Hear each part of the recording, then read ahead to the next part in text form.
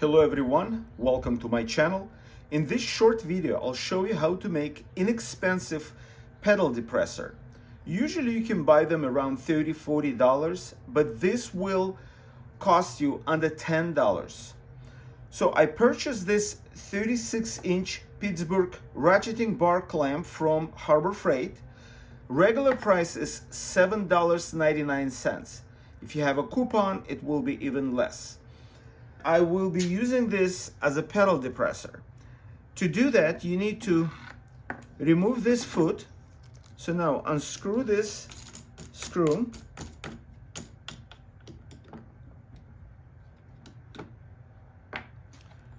Remove the foot from this end and place it at the other end.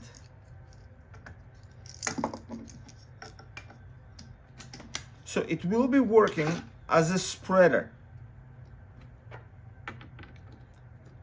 Put the screw back. And now it's long enough to cover the distance between the pedal and the steering wheel.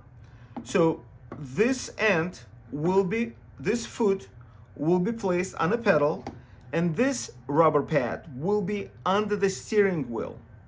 And it's very easy to control if you need to push the pedal further or if you need to release it.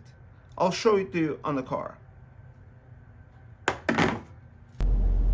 Now I'm in the car, and to have more room here for the steering wheel to fit, I just turn this rubber pad upside down this way, and it gives more room for it to fit under the steering wheel.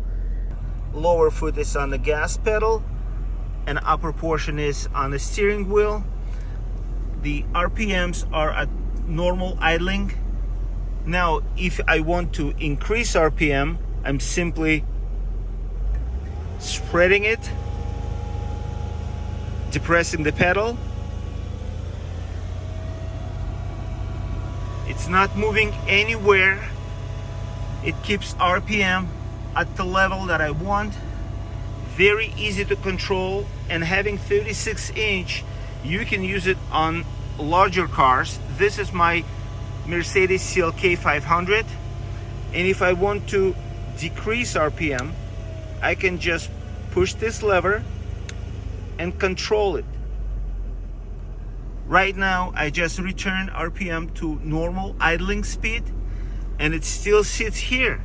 So if I need to come back and increase it, I can do the same thing. But if I want to remove it completely, just depress this, and that's it. I took it off. I hope this video was helpful. Thank you for watching, and if you like my videos, please subscribe.